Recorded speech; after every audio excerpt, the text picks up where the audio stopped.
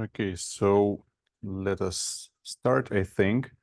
Okay, on every lecture, I promise you that we are going to start higher dimensions soon, but we keep going and still and do not start it yet.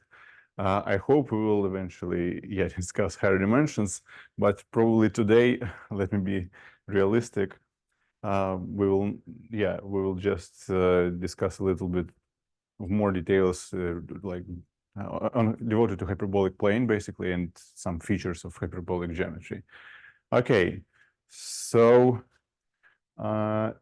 yes, okay, what is going on right now? We have already two models, right? So we have U2 with the Riemannian metric GU being just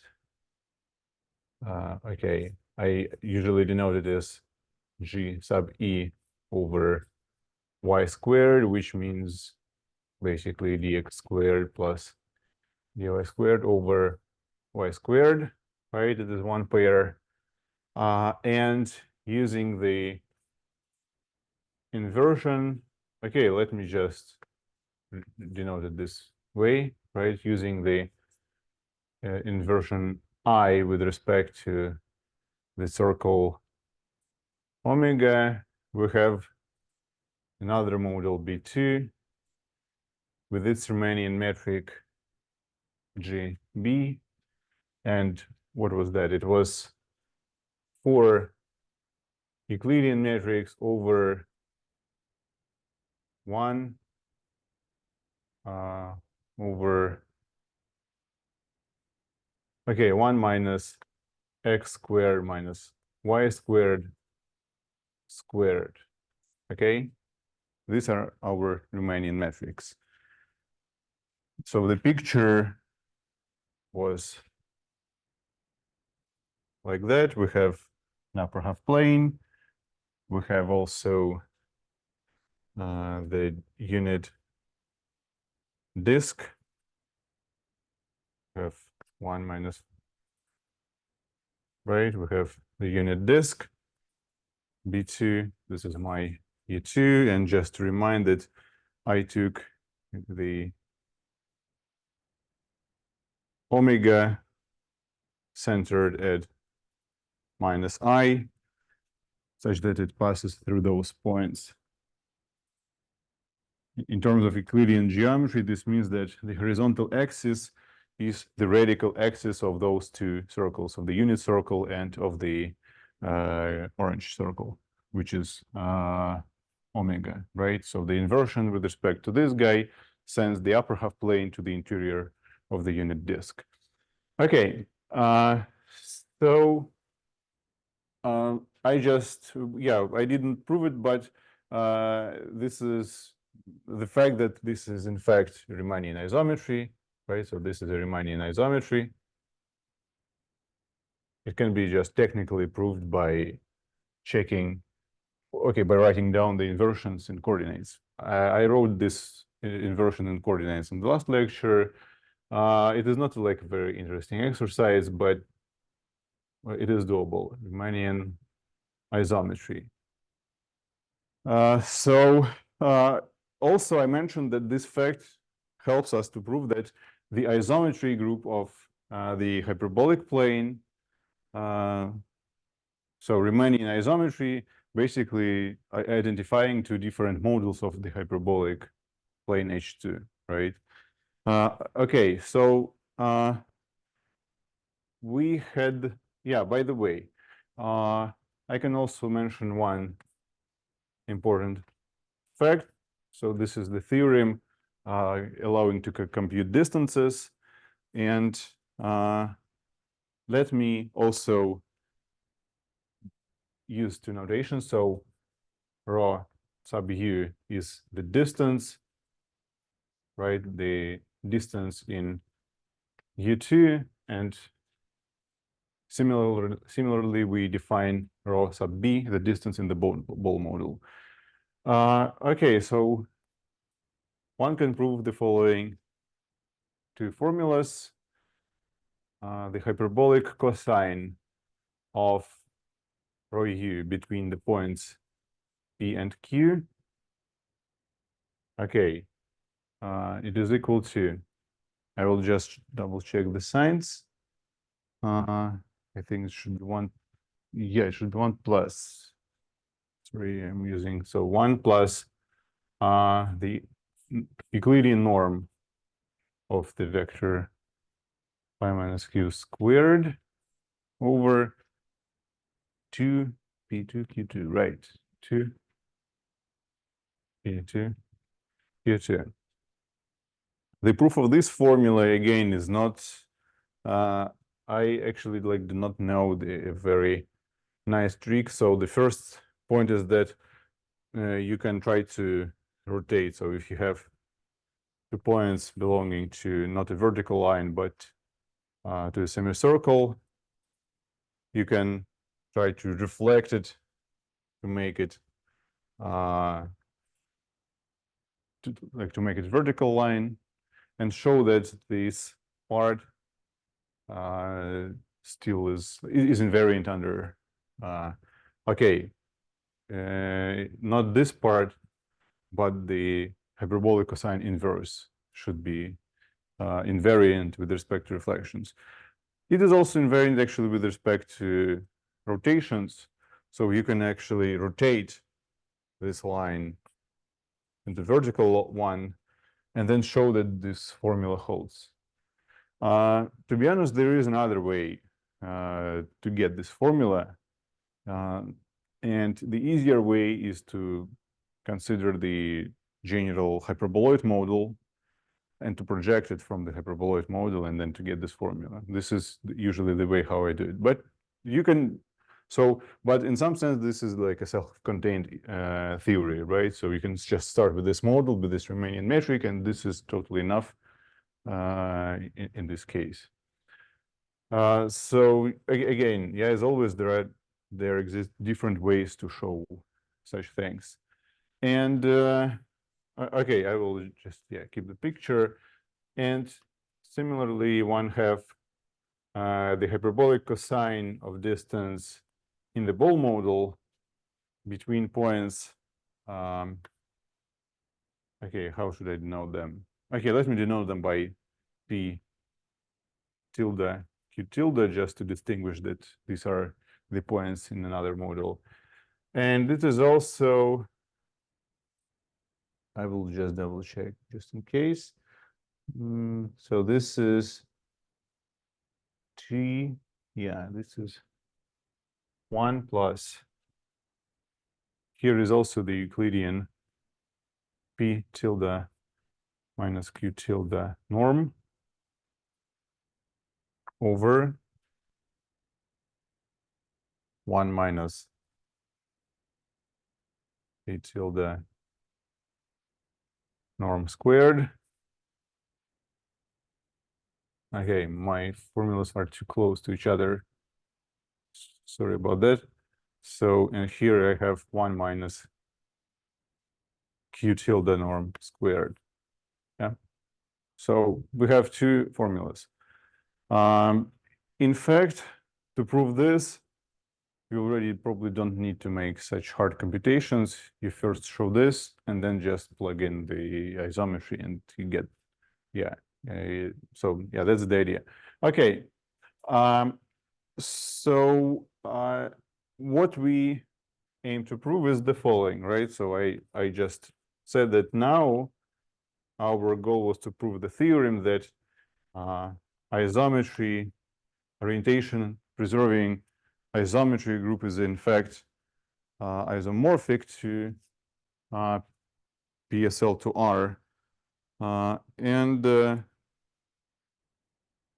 so it is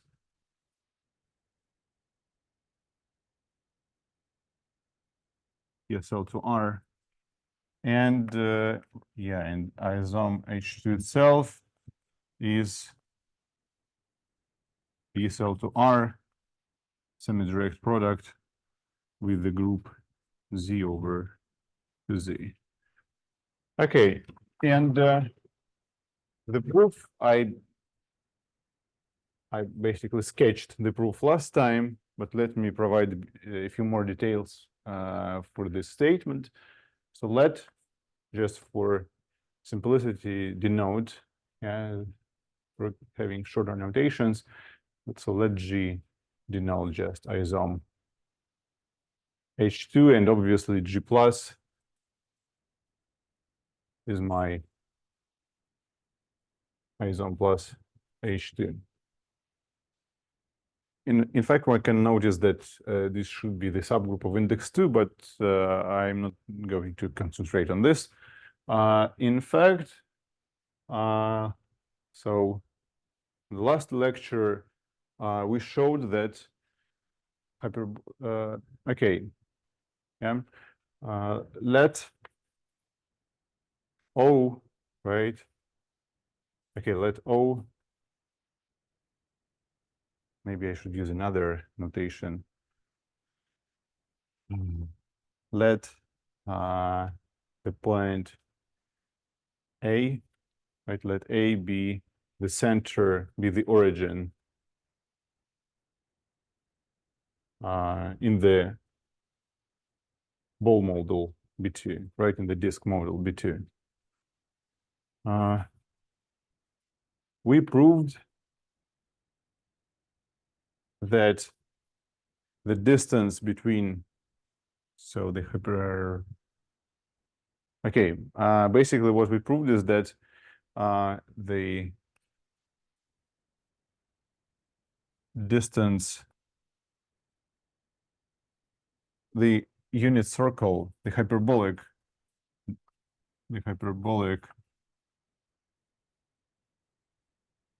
circle centered at O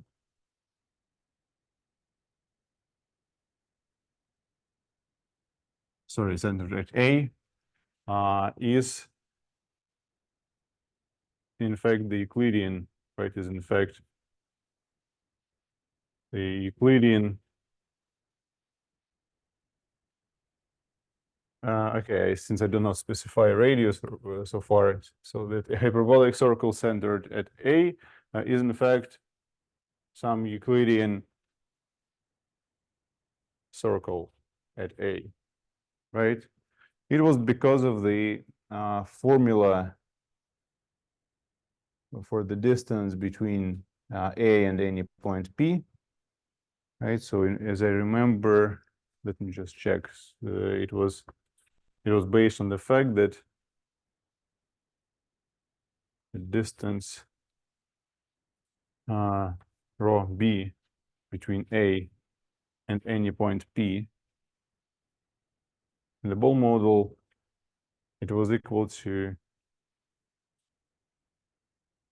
the inverse, right, of the hyperbolic tangents of the norm of P, right? Is it, yeah?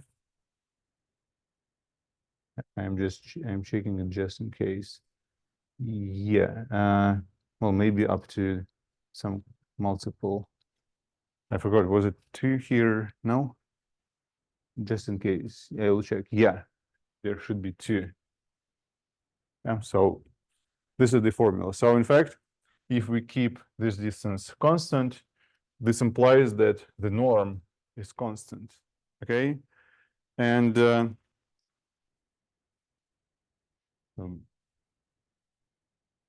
basically we can say that it is the Euclidean circle centered here. This implies that the stabilizer of A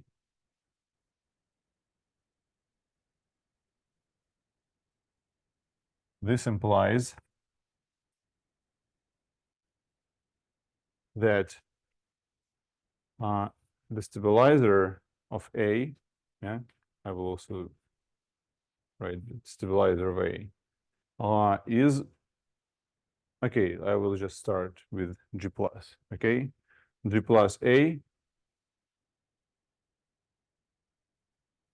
is isomorphic to SO2R, since it should preserve the, we should preserve the Euclidean norm, yeah? So in fact, it is just the isometry group of the unit circle centered at A, of the Euclidean unit circle centered at A and of some fixed radius. Okay, but now recall that let A be, so okay, I can actually, so if my point A is this one, then what was the point that was sent to O from here? It was probably, right? So I should take, so what is the pre-image of the origin in the ball model over here? It should be I, right? Yeah, so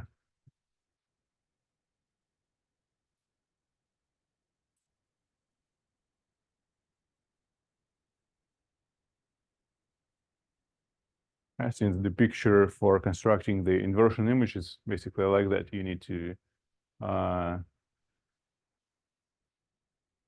you will have the following like arrangement of triangles. Basically, you need to take the tangent line, right? And then here you will have the angle pi over 2, and the projection on this line will give you this point, okay? So in this, I can just say, so I can just say the following. So I will just write it, right? Recall that the I omega with respect to, okay, this inversion is a map of order 2, right? So if I apply it again, I will get back to the upper half plane model. So I can, technically I should write the inverse, but I don't need it. So this is just the point I in the upper half plane model. And obviously GA is isomorphic to GI, right? Since we just use an isometry. On the other hand,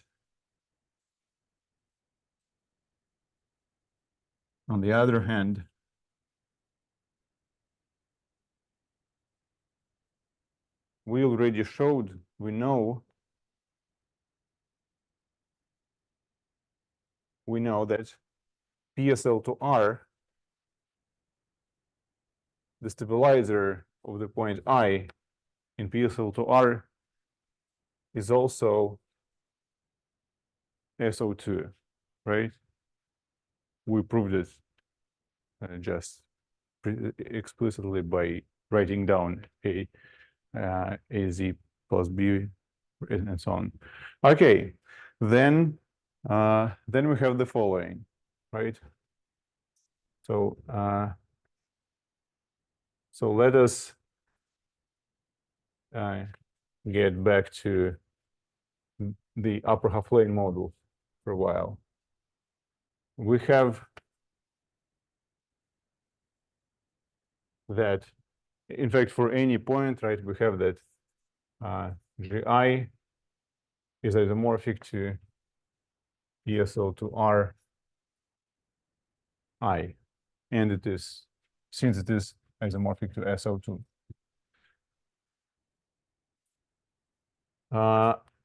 Let F, okay, let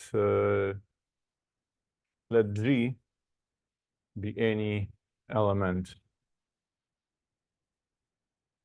of G plus.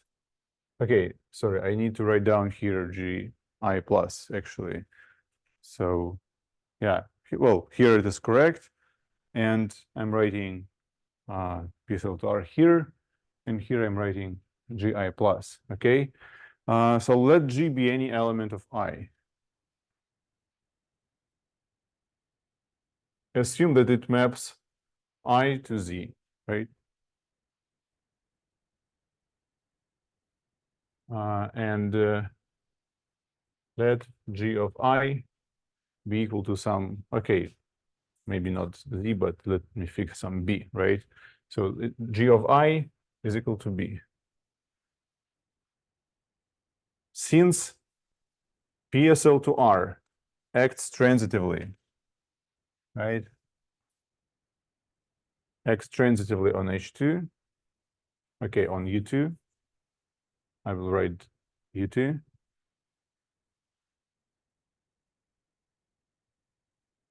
Okay, the action, since the action is transitive, there exists in isometry F, there exists NF from PSL to R, such that, so I'm writing such that F of B is equal to I, right? Thus, we have that F composed G of I is equal to F of B is equal to I, right?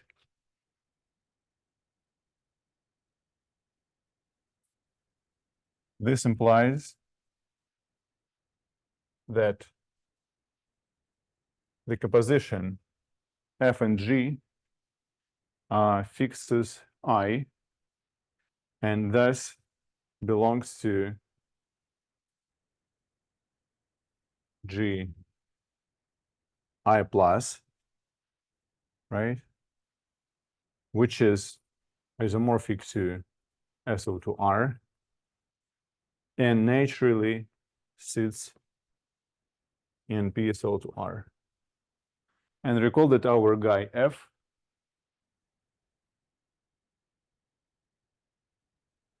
belongs to PSO to R. So hence we have that G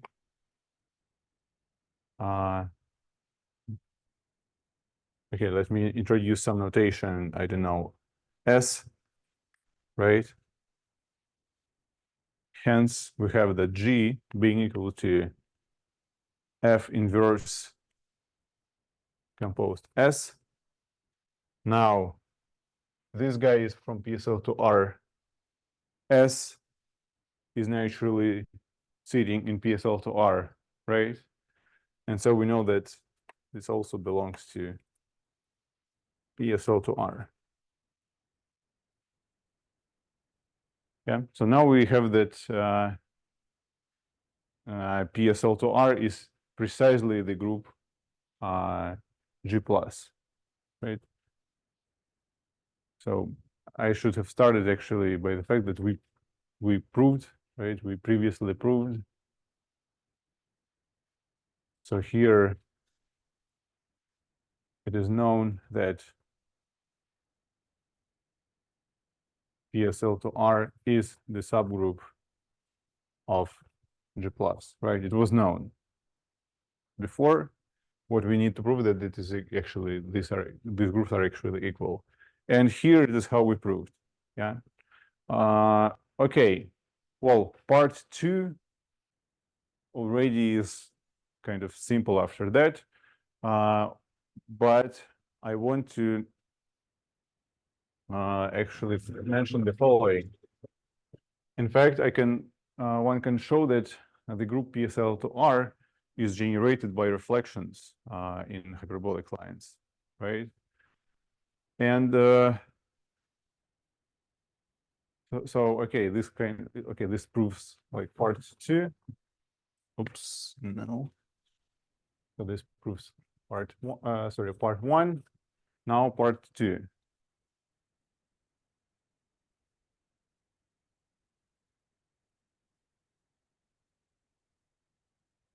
Okay, so for part 2, we can So let now again let G be now an element of G minus G plus, right? Orientation reversing.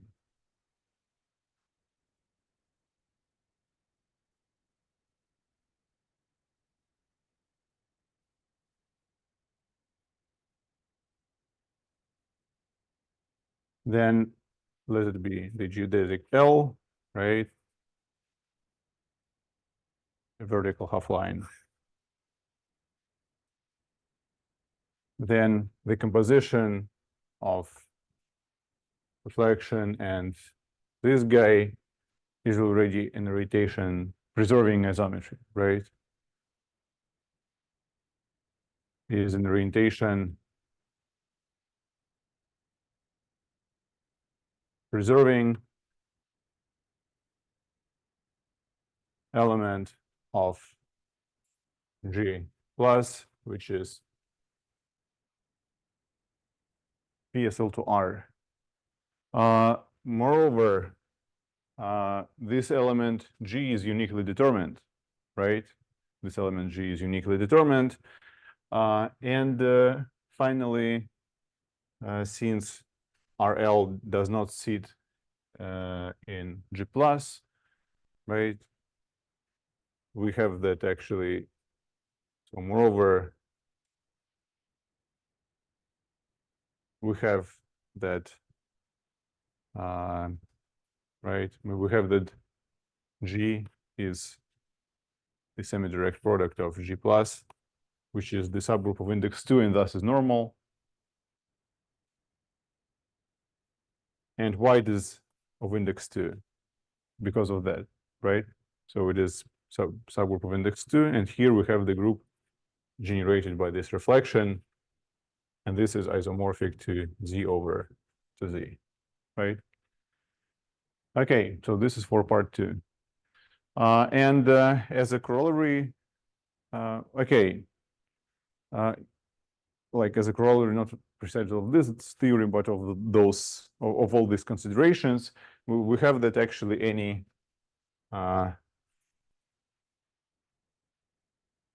corollary, any G from G can be decomposed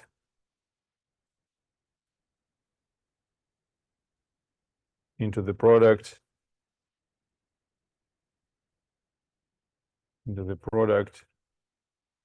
of at most 3 reflections in geodesics.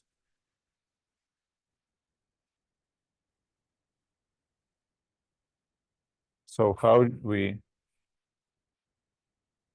show that? I suggest to find any reflection. In fact, you can find a reflection moving I to B, right, or B to I. So let G of I being equal to B, then find RL such that RL of I is equal to B.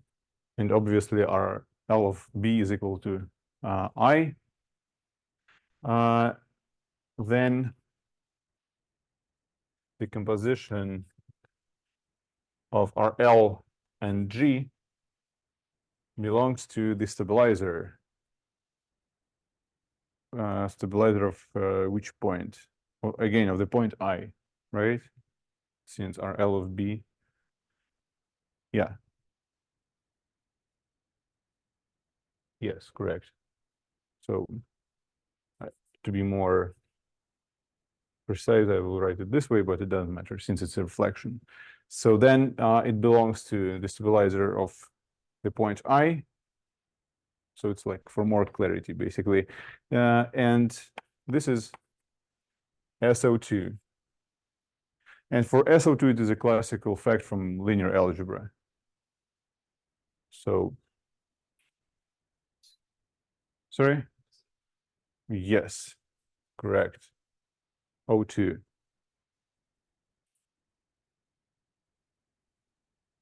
And now we use linear algebra.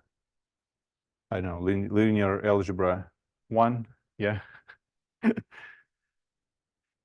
Or like 0, 0, 1 or 1, 1, 1, something like that. So use linear algebra, okay? In fact, this fact is like true for any orthogonal group of any order n, that any element can be decomposed into the project of at most n hyperplane reflections. Yeah. Okay. So now, yeah, so this is proved. So you see, reflections actually play an important role in this theory and in the in geometry. Okay, now I think that my what was my goal? Yeah, I also wanted to say a few words about triangles and areas. So let me shift to the left board. Yeah, cool. So in fact,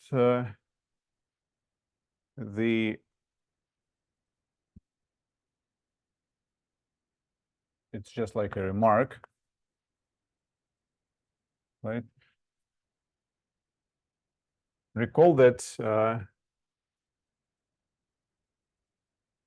hyperbolic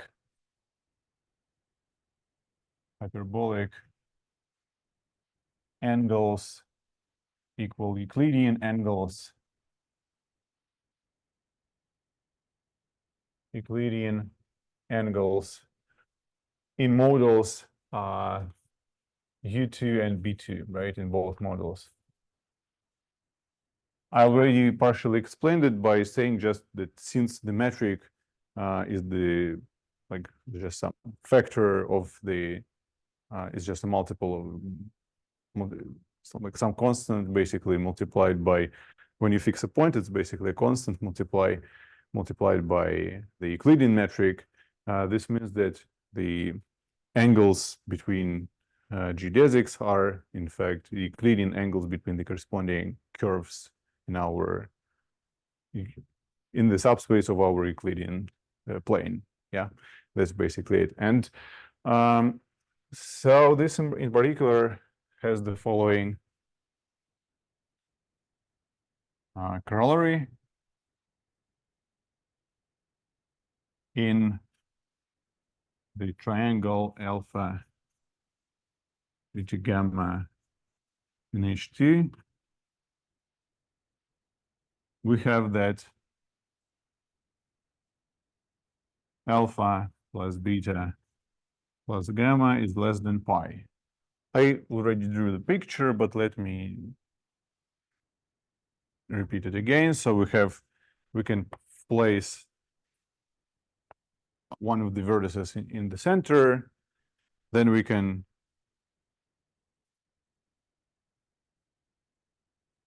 see that this is like A, B, C, my points, right? These are my angles. And then I need just to take a Euclidean geodesic here. Sorry, it's not, doesn't look like a Euclidean geodesic. Okay, now it's a bit better, yeah. So in fact, I have that alpha plus beta plus gamma. Well, it's strictly less than alpha plus beta prime plus gamma prime, where those are already Euclidean angles. And this is precisely pi. But there is another way to see it. One can actually compute the area of the triangle based on just their angles. And to compute the area, I will first define it. Okay, so I don't know, let A be any subset of U2. then the hyperbolic area. Okay, so I will just write it that it is hyperbolic H2 area, right, of A. It is just the Euclidean integral over A. And here I should write the Lebesgue measure again with this scaling factor y squared, right? So I have, without this, it would be just the Lebesgue measure, and now this Lebesgue measure with this density coming naturally from the Riemannian metric over here, right? So in fact, it can be written as like, in general, for Riemannian manifolds, the volume measure is written as like this, dx1 and so on, dxn, with the factor with something written before that, and this something is usually it is like the square root of the absolute value of the determinant of the metric, yeah. And if you compute it, you will get precisely y squared. But just not to overwhelm you with some notations, it is the formula here, and it is the theorem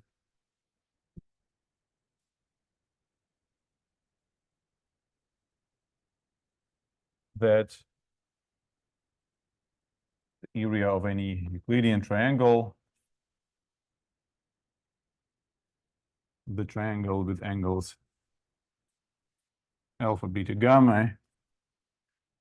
Okay, what is it? It is pi minus alpha minus beta minus gamma. So, yeah. And this is a hyperbolic, yeah. So this is hyperbolic triangle.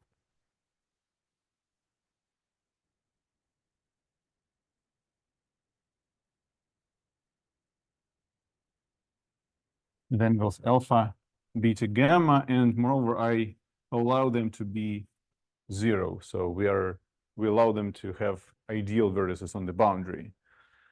Okay, and proof is an exercise, since it's eventually a graduate course. So I hope it is doable, but I can give a hint. And the hint is that to first consider some simpler like special cases. For example, consider first something like that. Delta pi over 2 alpha 0, and then, yeah, so integrate this triangle using this measure, and then try to think about how to cut your triangle alpha, beta, gamma. Okay, not like cut, but you can decompose the area of this triangle into some, okay, into some sum, or with some coefficients. I do not want to actually to give like a precise solution, but yeah, the idea is something like that. And then just to think about other points. Yeah, okay. So this is actually already one of the okay, this kind of gives us a tip that the geometry of a triangle depends only on angle, and I already mentioned that we computed actually we computed the distance. It's like a fact, right? The geometry, okay, the geometry of delta alpha beta gamma is completely determined. Okay, I wanted to write it, but I didn't. So it's completely, well, but mathematically the word determined already specifies that it is determined by angles, right? By its angles, by alpha beta, and gamma. So in particular, in this case, we know that this distance, right, the distance between the point I and this point A. So for example, here, the hyperbolic cosine of distance between I and A is equal to 1 over sine alpha, if I'm not mistaken. And in general, this means that in particular, if you have a triangle, right, with angles alpha, beta, gamma, then the length of all sides can be computed using those. This is one of the, again, one can prove the cosine and sine theorems for the triangle in upper half plane model. And it is possible to do it just using one of the formulas. But I would say that it is generally a bit easier again to prove it by using another model, hyperboloid one, since there it will be just a linear algebra. I don't know, just like, to me, it seems like the expressions are simpler and shorter in the hyperboloid model, since one can work with the vectors and so on. Okay, so this was about the geometry of hyperbolic plane. Okay, I also wanted to repeat a few facts about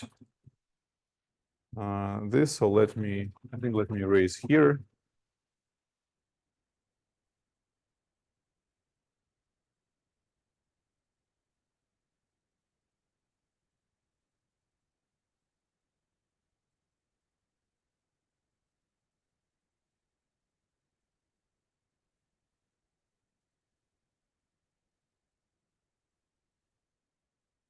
Let me recall a few facts about types of isometries, right? I want to, this is very important. We are, so like the main object in our course will be a discrete group of isometries. And to understand the geometry of the group action, we really need to understand how the elements itself act, right? So let me just remind that we have elliptic ones, we have parabolic ones, and we have hyperbolic ones. So elliptic ones are those, okay, sorry, I wanted to, are those that allow, so suppose it is reflection, RL, so we have fixed points here, and we just interchange, like it's like a special, it's one of the instances. Okay, parabolic ones. I have again, I am drawing the pictures in the disk model, okay? So the parabolic ones are called sometimes like rotations around ideal points. Why these are rotations? Since in the upper half plane model, so parabolics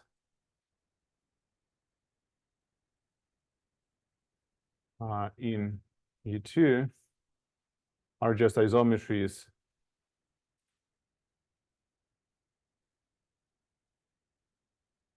like Z to, okay, generally they are Z to plus minus Z plus alpha, right?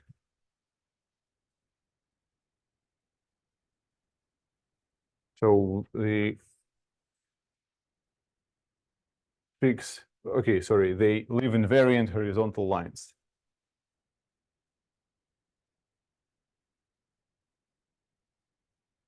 Horizontal lines are invariant. This is the fixed point. Okay, this is my parabolics in E2. then take the inversion, right? I omega. So what is going on there? In fact, okay, I apparently, where was my picture? Was it here? Oh no, it was probably there, yeah? Yeah,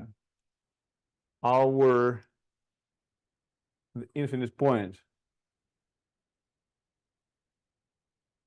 what's the image of the infinite point? It was, I guess, minus I, right? So minus I was, it is the image of the infinite point from the upper half plane model. Then then this blue line will go actually to the following circle. It will be a circle, right, which passes through the point minus I in the ball model. And in fact, the orbits, so the orbits of our points are such circles. So we move along such circle if we apply parabolic transformation, yeah? So in fact, our orbits are the so-called Haro circles, and so on, okay? This is the picture, and that's why, so in this picture, it already geometrically looks indeed like a rotation around the infinite point, yeah? And the hyperbolic ones are translations along geodesics. So we always have 2 points. They are fixed points. And the points on the line move along this line in this direction on that direction, right? Or the reverse direction. So just from P to Q or back. And the question is why do we have only 3 such types? Why only these 3 types? And the answer is basically here.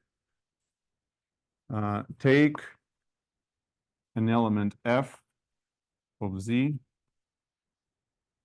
such that f of z is az over cz plus d, right? So f belongs to PSL to R. Then f of z is equal to z means that az plus b is equal to cz squared plus dz, right? Which means that cz squared plus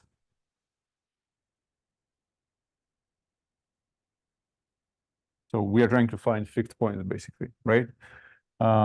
Plus d minus a z plus b is equal to 0. Let me write the discriminant. Yeah. Yes, thanks. This is important actually. Then the discriminant is d minus a squared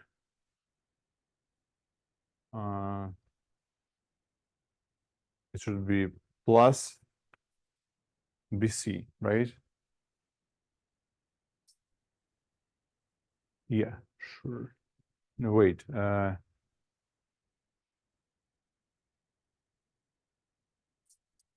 Yes, it should be 4 BC.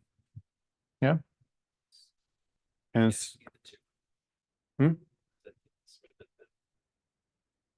yeah, yeah. 2 is the sort of like line in which things change. Yeah, it will be different. So then we have d squared plus a squared minus 2dA. So it is minus to the A, but I want to combine 4BC and so I want to take 2BC from here. So it will eventually give me plus 2BC, right?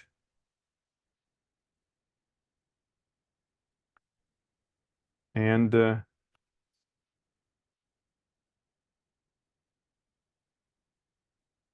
huh?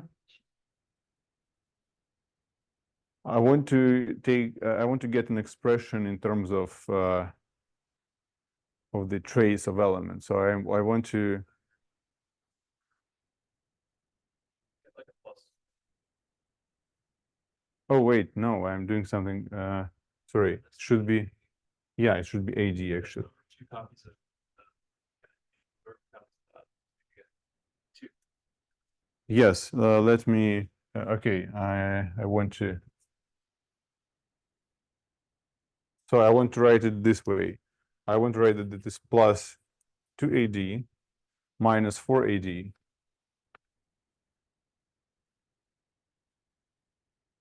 Yes. Yeah, Yes, this is what I want. Yeah.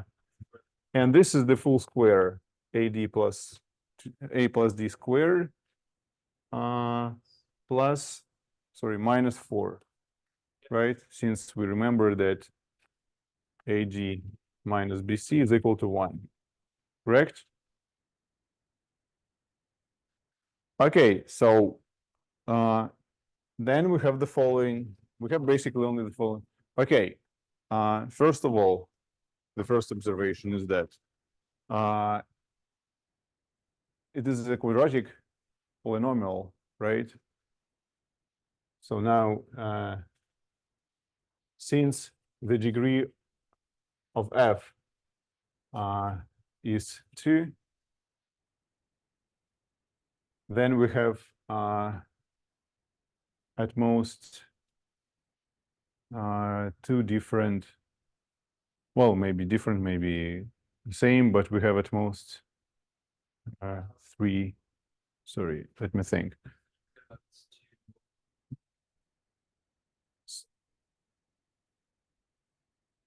two. Okay, then, And they real denominator in terms. Right. yeah, but I want to say that I cannot have more than 2 fixed points. Right. But it's not, Well, for reflections, that's not fair. yeah, but this is not what I mean. I actually,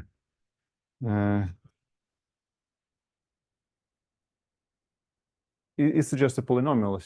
Okay, yeah, okay, I agree. This is not, okay, the point is that either it's like a one-dimensional something, it can be like a curve of degree 2, right? Or I can have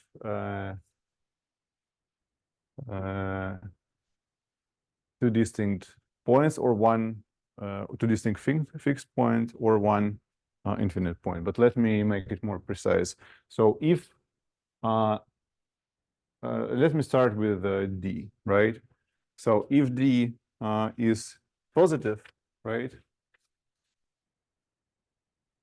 If D is positive, which means that A plus D, the absolute value of A plus D is greater than 2, right? Then there exist 2 different points, Z1 and Z2, right? Z1 is not equal to Z2, such that f of Zj is Zj. Moreover, these 2 points are real, right? So these 2 points, so I'm saying that moreover, this Z1 and Z2 belong to the real axis, right? Okay.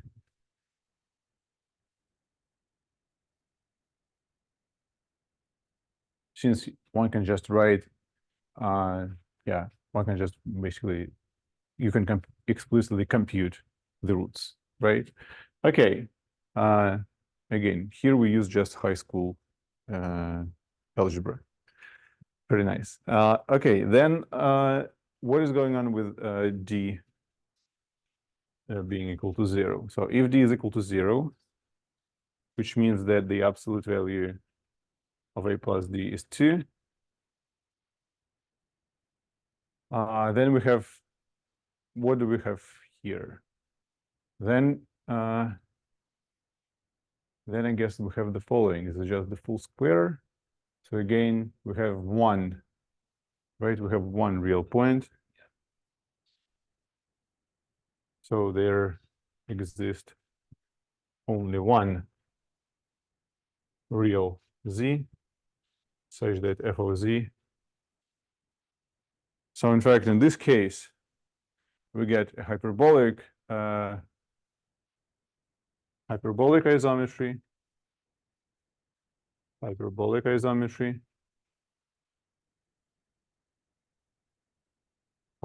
isometry, and the remaining cases d is less than 0.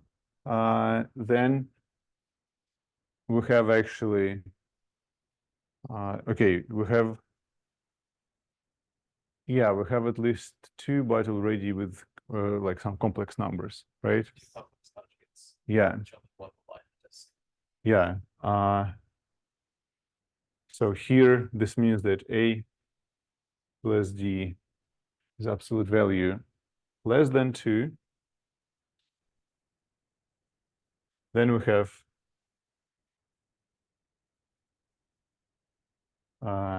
okay, z and z bar belonging to C and not real, definitely, such that f of z is equal to z, right? And f of z bar is obviously equal to z bar, which means that there exists the fixed point in the upper half plane.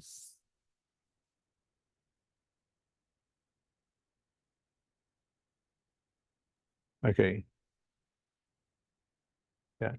Yeah. So we can assume, right? We can assume that z belongs to the upper half plane. And this means that since we initially took this orientation preserving, right, this means that it is just a rotation. Basically, it's a rotation around okay, it may be rotation with something, probably. Oh, wait, if it is orientation preserving, then it is just a rotation, I guess. Yeah, it is just rotation. Now if f, but again, if f is an element, is an orientation reversing element, it can be reflection, and we may have indeed one-dimensional geodesic fixed by this reflection. But how to like come to get how to get to this case? You just combine orientation reversing element with some reflection, and you already get this classification, right? So in fact, I guess my point here is true, since like this is a degree 2 equation, we have at most 2 solutions, right? So you can just write it down here, right? So degree 2 equation implies less than or equal to solutions. This is like an important remark. You cannot have more than 2 solutions in this case. You have more solutions if you add reflections, but again, this will still give you only at most 2 fixed points on the boundary. Yeah. Okay. Yeah, I think that's enough for today. So, and probably I think already next time we really start with the higher dimensional models, and yeah, and we will discuss the classification of isometries, maybe convex polyhedra, and so on and so on. Yeah, that's the plan for the next lecture. Thanks. Do you have any questions?